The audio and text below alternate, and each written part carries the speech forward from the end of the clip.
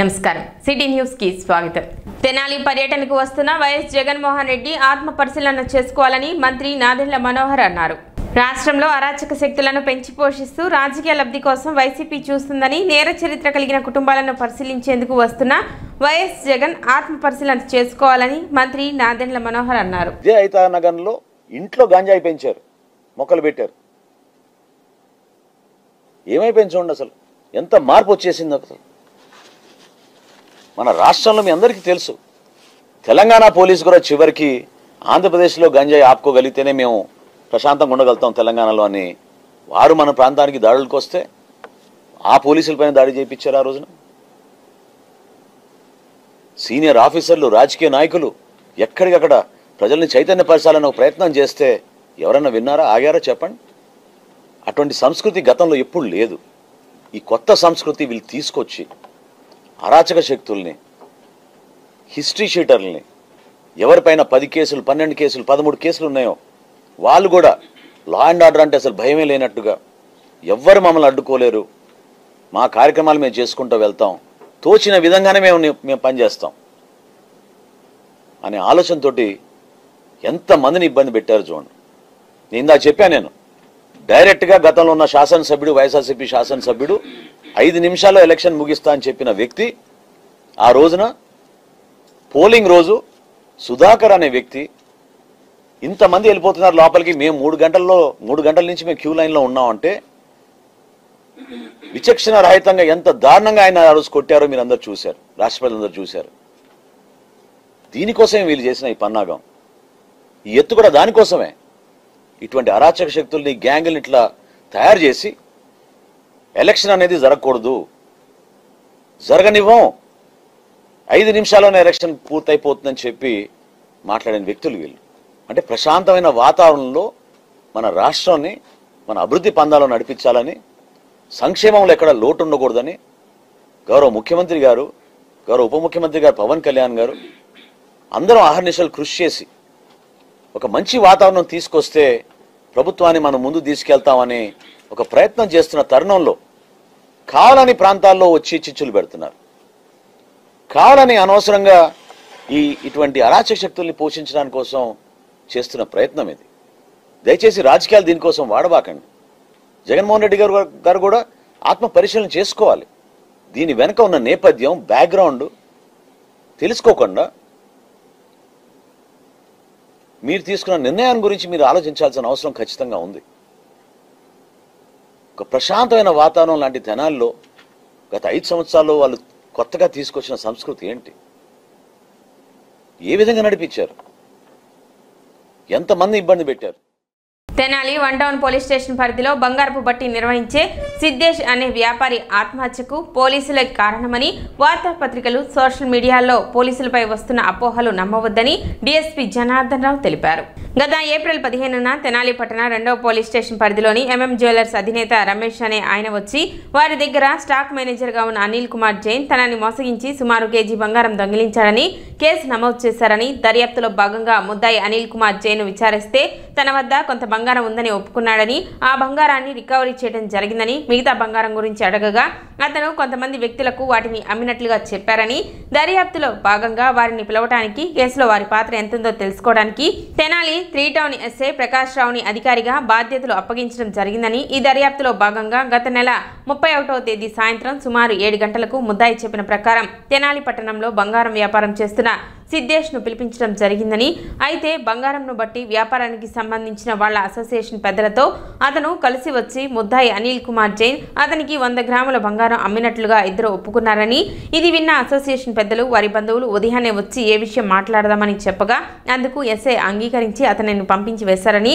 ఆ తర్వాత రోజు 1వ తేదీ ఉదయం వారి ఇంట్లో ఉరివేసుకొని చనిపోయారని, వారి తల్లిదండ్రులు, బంధువులు వారి స్వగ్రామమైన మహారాష్ట్రలోకి డెడ్ బాడీని తీసుకుని వెళ్లిపోయారని తెలిసిందని, కొన్ని వార్తాపత్రికల్లో తెనాలి పట్టణ సిఐలు వారిని మానసికంగా, శారీరకంగా వేధించారని తప్పుగా రాయటం జరిగిందని, తెనాలి పోలీసులు ఈ విషయంలో ఎటువంటి పొరపాటు చేయలేదని డీఎస్పీ తెలిపారు.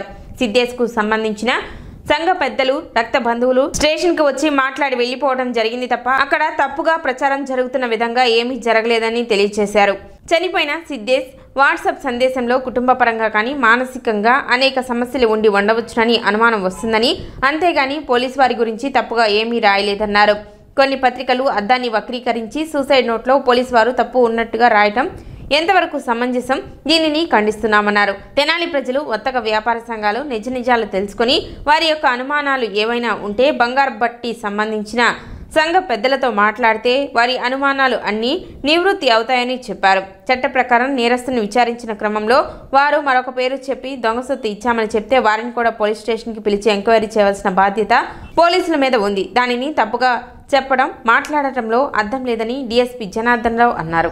తెనాలి 1 టౌన్ పోలీస్ స్టేషన్ పరిధిలో బంగారపు బట్టి వ్యాపారం నిర్వహించే వ్యాపారి సిద్దేశ్ అనే అతను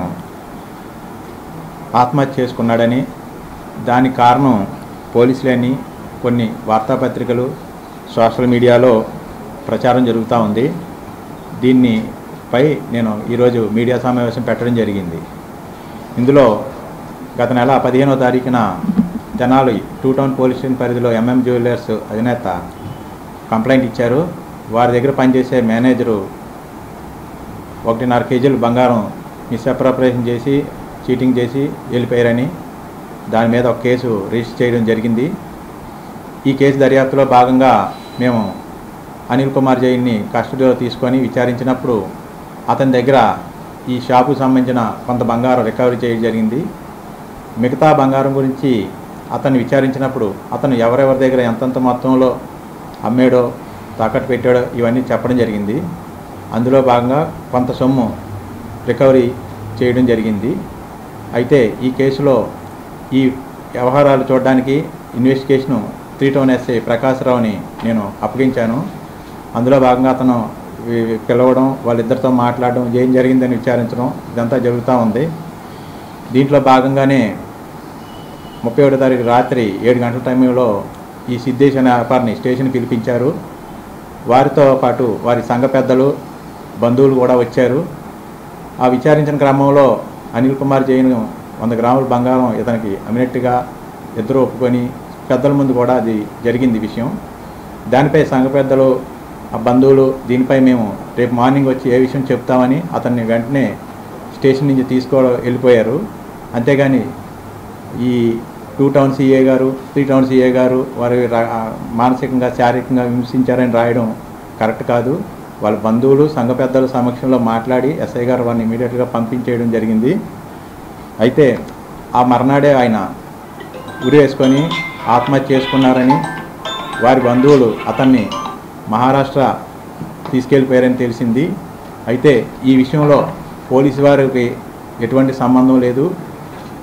వార్తాపత్రికలో కానీ సోషల్ మీడియాలో కానీ అతను వాట్సాప్ స్టేటస్గా పెట్టబడిన నోటుని చదివినట్లయితే అతను మానసికంగా కానీ ఏదో ప్రాబ్లంతో ఉండి ఆ స్టేటస్లా కనిపించదే కానీ అందులో పోలీసుని ఎటువంటి విధంగా అతను అనుమానించలేదు, ప్రశ్నించలేదు. కానీ దాన్ని వక్రీకరించడం అనేది కరెక్ట్ కాదని ఈ పత్రికాముఖంగా మీ అందరికీ తెలియజేస్తున్నాం. ఇందులో పోలీసు వారి తరఫున ఎటువంటి పొరపాట్లు ఉన్నట్లయితే ఆ సంఘ పెద్దలు, వారి బంధువుల్ని మీరందరూ వెళ్ళి కలిసి విచారిస్తే వారే మీకు నిజాలు చెప్తారు. పోలీసు దర్యాప్తులో ఎవరైనా ఒక దొంగ సొత్తు కొన్నారని కానీ ఏదైనా ఇబ్బంది అంటే ఏదైనా నేరం జరిగిందని వచ్చినప్పుడు వారిని పోలీస్ స్టేషన్కి పిలవడం, ఎంక్వైరీ చేయడం అనేది చట్టం ఇచ్చిన ఒక భద్రతా హక్కు. దాన్ని మీరు పోలీస్ స్టేషన్కి ఎందుకు పిలిచారు, పిలవడం వల్ల ఇట్లా జరిగిందని వక్రీకరణ ఎంతవరకు సమంజసం కాదని ఈ పత్రికాముగా మీ అందరికీ తెలియజేస్తున్నాను. ఇప్పుడు ఇన్వెస్టిగేషన్లో మీరు మా మీద పెట్టిన ఎలిగేషన్ అంటే పోలీసు వారు అతన్ని అరెస్ట్ చేశారు అనే దాని మీద ఈ ప్రెస్ మీట్ పెట్టాం. ఇన్వెస్టిగేషన్ పార్ట్ అనేది ఇప్పుడు చెప్పడానికి లేదు, ఎందుకంటే ఇంకా చాలామంది దాంట్లో విచారించాలి. ఇప్పటికీ ఒక 500 నుంచి 600 గ్రాముల బంగారం రికవర్ చేసాం. అతనికి 41 నోటీస్ సర్వ్ చేసి వదిలిపెట్టాం. కామన్గా అవతల వ్యక్తి మళ్ళీ మనకి ఎవరైనా వచ్చినప్పుడు మనకు తీసుకొచ్చినప్పుడు విచారించి చెప్పగలం, కానీ డైరెక్ట్గా అమ్మాడా, ఇండైరెక్ట్గా అమ్మాడా ఇవన్నీ మీకు బయటకు చెప్పడానికి ఇన్వెస్టిగేషన్లో కుదరదు. సోమవారం ప్రకటించిన ఐఐటి, జేఈఈ అడ్వాన్స్డ్ పరీక్షా ఫలితాలలో వివేక విద్యార్థులు ఉత్తమ ర్యాంకులు సాధించి జాతీయ విద్యా సంస్థలైన ఐఐటీలలో అడ్మిషన్లకు అర్హత సాధించారు. జేఈఈ మెయిన్స్లో 99.37% సాధించి పూనుగుంట్ల పవన్ కుమార్ ఓసీ కేటగిరీలో జాతీయ స్థాయిలో 4759 ర్యాంకు సాధించగా ఎస్సీ కేటగిరీలో సిహెచ్ మనోజ్ కుమార్ 3098వ ర్యాంక్, కంచెల మనీష్ 3280వ ర్యాంకు సాధించారు. సుమారు 16 లక్షల మంది విద్యార్థులు దేశవ్యాప్తంగా జేఈఈ పరీక్షలు రాయగా వారిలో వివేక విద్యాసంస్థల విద్యార్థులు ఉత్తమ ర్యాంకులు సాధించడం తెనాలి ప్రాంతానికి గర్వకారణమని వివేక విద్యాసంస్థల డైరెక్టర్ రావుపాటి వీరనారాయణ తెలిపారు. ఈ సందర్భంగా విద్యార్థులను అధ్యాపకులను అభినందించారు. ఈ రోజున ఐఐటి జేఈఈ అడ్వాన్స్డ్ పరీక్షల యొక్క ఫలితాలని రిలీజ్ చేయడం జరిగింది. మనందరికీ తెలిసిన విషయమే, దేశవ్యాప్తంగా ప్రెస్టీజియస్గా జరిగేటువంటి పరీక్షలు ఈ జేఈఈ ఎగ్జామ్స్ అనేటువంటివి 16 లక్షల మంది విద్యార్థులు పైగా ఈ పరీక్ష హాజరయ్యారు ఈ సంవత్సరం. అందులో జనవరి ఏప్రిల్ మాసాలలో జేఈఈ మెయిన్స్ అనేటువంటి పరీక్షను నిర్వహించి అందులోంచి ఒక 2,80,000 మంది విద్యార్థుల్ని ఈ సంవత్సరం అడ్వాన్స్డ్ పరీక్ష క్వాలిఫై చేయడం జరిగింది. వాళ్ళకి మళ్ళీ మేలో అడ్వాన్స్డ్ పరీక్షని నిర్వహించారు. అంటే సుమారు 3 లక్షల మంది విద్యార్థులు ఈ పరీక్షలకు హాజరయ్యారు. ఈరోజు విడుదల చేసిన ఫలితాలలో మనకి శుభ వార్త ఏమిటి అంటే, మన వివేక విద్యాసంస్థల విద్యార్థులు 3 విద్యార్థులు అడ్వాన్స్డ్ పరీక్షల్లో మంచి ర్యాంక్ సాధించి ఆశపడ్డారు అని చెప్పడానికి సంతోషంగా ఉంది. జేఈఈ మెయిన్స్ పరీక్షల్లో 99.37% సాధించినటువంటి విద్యార్థి తూనుగుంట్ల పవన్ కుమార్. ఇప్పుడు ఓసీ కేటగిరీలో 4759వ ర్యాంక్. ఇదే జేఈఈ అడ్వాన్స్డ్ పరీక్షలో ఎస్సీ కేటగిరీ కూడా ఉంటుంది. ఆ కేటగిరీలో కూడా మరో 2 విద్యార్థులు మిస్టర్ మనోజ్ కుమార్ 3098వ ర్యాంక్, కంచెల మనీష్ 3280వ ర్యాంక్ సాధించారు. ఈ విధంగా మరి 3 విద్యార్థులు అడ్వాన్స్డ్ పరీక్షలో కూడా చక్కటి ర్యాంక్ సాధించి ఐఐటీస్లో అడ్మిషన్స్ పొందడానికి వీళ్ళు అర్హత సాధించారు. ఇది ఒక మంచి అచీవ్మెంట్. కార్యక్రమంలో executive director K Ramaraju, CEO Uday Kiran, N Srinivasarao, Venkatrao, Murali, Thakur, Rajesh, Naveen తదితరులు పాల్గొన్నారు. నేను వివేక కాలేజ్లో ఇంటర్మీడియట్ ఫస్ట్ ఇయర్లో చేరాను. అలాగే intermediate first year intermediate marks బాగా తెచ్చుకున్నాను. జేఈఈ మెయిన్స్ ఫస్ట్ షిఫ్ట్లో నేను క్వాలిఫై అయ్యి అడ్వాన్స్ రాష్ట్రానికి నేను అర్హత పొందాను. అడ్వాన్స్లో నేను 3280 ర్యాంక్ సాధించాను. ఈ సక్సెస్ని నేను మా పేరెంట్స్కి, నాకు చదువు చెప్పిన మా గురువులకి, నా ఫ్రెండ్స్కి, నా ఫ్యామిలీస్కి డెడికేట్ చేస్తున్నాను. అలాగే మమ్మల్ని వెనకమల నుండి నడిపించినటువంటి సాకేత్ సార్కి నేను స్పెషల్గా థ్యాంక్స్ చెప్తున్నాను. అలాగే డైరెక్టర్ సార్ కూడా మాకు తెనాలి నుంచి పొన్నూరు ఒక 1 అవర్ జర్నీ ఉండింది. మా కోసం ప్రత్యేకంగా వచ్చి కెమిస్ట్రీ క్లాస్ తీసుకొని మమ్మల్ని మోటివేట్ చేసి ఇక్కడ ఈ పొజిషన్లో ఉన్నామంటే the main reason director sir. నా పేరు పవన్ కుమార్. నేను వివేక ఇన్స్టిట్యూషన్స్లో చదువుతున్నాను. ఇంకా జనవరిలో జేఈఈ మెయిన్స్ పరీక్షలో నాకు మంచి ర్యాంక్ వచ్చింది. అలాగే ఈ ఇన్స్టిట్యూట్స్కి ఇచ్చిన కోచింగ్ వల్ల మాకు అడ్వాన్స్లో కూడా మంచి ర్యాంక్ వచ్చింది. ఇందుకు కారణం మేము డైరెక్టర్కి ధన్యవాదాలు చెప్తున్నాను.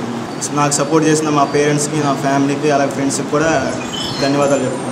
ప్రజా సమస్యల పరిష్కార వేదికను మున్సిపల్ కార్యాలయంలో సోమవారం నిర్వహించారు. ఉదయం 10 గంటల నుండి మధ్యాహ్నం 2 గంటల వరకు జరిగిన ఈ కార్యక్రమంలో మొత్తం 3 అర్జీలు వివిధ కారణాలపై వచ్చినట్లు అధికారులు తెలిపారు.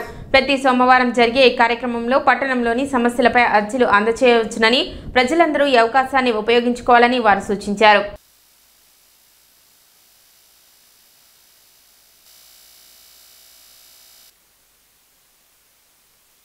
గ్రీవెన్స్లో మాకు 3 కంప్లైంట్స్ రావడం జరిగింది.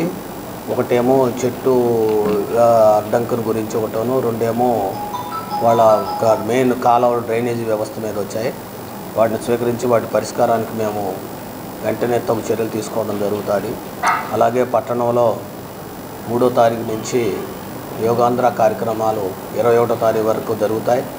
ఈ కార్యక్రమంలో ప్రజలు వివిధ సెంటర్లను జరిగే కార్యాలయం మీకు తెలియజేస్తారు.